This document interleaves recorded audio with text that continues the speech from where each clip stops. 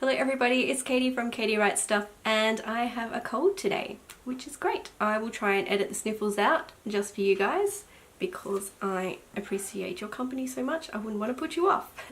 But what I also have is a stack of patterns and fabrics and plans to make a practical wardrobe. So let's get started. Now, I don't know what your wardrobe looks like, but mine is just full of prints. Prints that don't go together, prints that I wear together regardless of the fact whether they go together or not, because that's all I have. Ever since I started sewing, I've come to realize how badly ready-to-wear clothes fit, so I have stopped buying them. I don't like contributing to the ridiculous waste of clothing that exists in our society these days, but at heart I'm a very slow and slightly lazy sewer, which means I don't have much to choose from. And what I've also come to realize recently is I'm not making the sort of clothes that I wear on a regular basis. I mean, I wear all of my printed dresses and skirts and things to work, but when I get home I tend to take them off and just put on really boring clothes because that's all I have at the moment. And to be frank, they're starting to wear out a little bit. So what I have done is had a look at the sort of clothes I actually wear, and I'm planning to make some new ones to replace my old sort of kind of holy ones. I don't mean religious holy, I mean falling apart holy. All of the patterns I'm going to show you are from New Look. I haven't really looked at New Look patterns before, despite the name encouraging me to do so. Not because I don't like them or anything, they just sort of hadn't popped up on my radar because I was looking at almost exclusively vintage patterns and reissued patterns and the sort of patterns that just inspire my imagination but don't actually get worn very often. Whereas the New Look ones I think are really practical. I've seen a lot of people sewing from them on YouTube. I thought, oh, they're really cute, I should investigate, and I did. Firstly, I'll show you the ones that I don't have fabric for, so we'll just get them out of the way, and then I'll talk you through the other one. I have 7 all up. The 2 I haven't assigned to a fabric are these rather cute ones. I've got a new camera and I can actually see when things are in focus. This is great. So this is a very cute and simple princess theme dress, and this is, oh hi, there I am, and this is a sort of flared skirt with godets. I have a couple of skirts like this anyway, mostly that I bought from second-hand shops. So it's obviously a style I like and a style that I will wear, so once I find fabric I'll make one of those. On this one I'm pretty sure I'll have to do an adjustment for the bust department, and it's a princess seam and I'm not sure how easy that is to manipulate, so I'm holding off on that.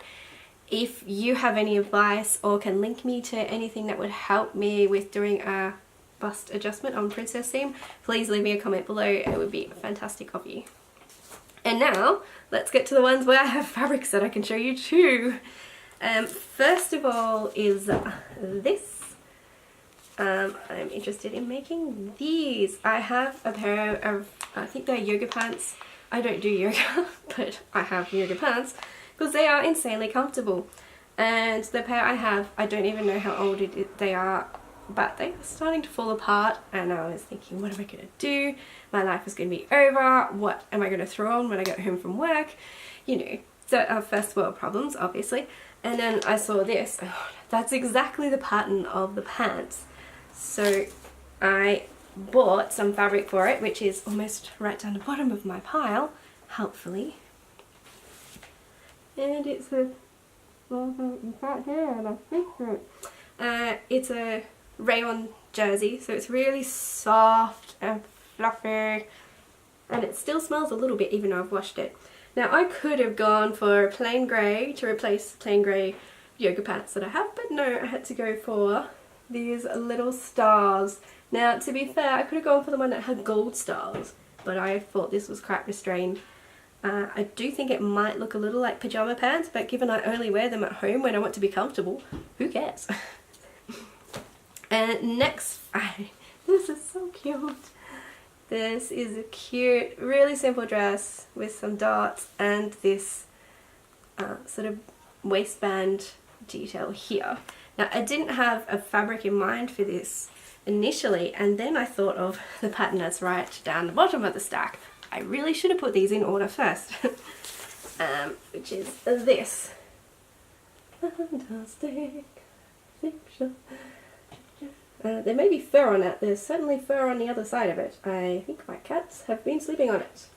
I don't know how, because it's been in a plastic box for quite a while. So yeah, this has been in my stash for a while. It was actually gifted to me by a fellow vlogger who I learnt not much later had died, which was a bit sad, but she sent me a lovely parcel of fabrics, and I treasure them all because I wouldn't have chosen them myself. I love this print, but I never would have bought it, so I'm really grateful that she sent it to me. And it has been waiting for the perfect dress. And it reminds me of a clothing company in Australia called Q. Their dresses are quite expensive, but I used to have a few because they were unique patterns and they liked interesting seam details. And this just felt like the sort of pattern you find in a Q dress. And I know it's a really simple detail, this waistband, but I think it's interesting enough to be worthy of this fabric. Next up, I'm going to skip to a different one because I'm going to go by what all the fabric's in. Finally. Okay, we have a cute knit dress. I was looking at buying the Coco, and I'm not saying this is identical to the Coco, but it's a similar sort of aesthetic, and it was easier for me to get because I wasn't that keen on doing a PDF pattern. And it's a bit harder to find the print version in Australia, but I thought it would be a good start. Looks pretty simple and it would ease me into knit dresses. And I have a fabric that you will, if you've been watching my videos, you will have seen this a couple of weeks ago, but it is my navy fabric with magenta dinosaurs, and I think that would be absolutely perfect for that. Next is this flowy top business.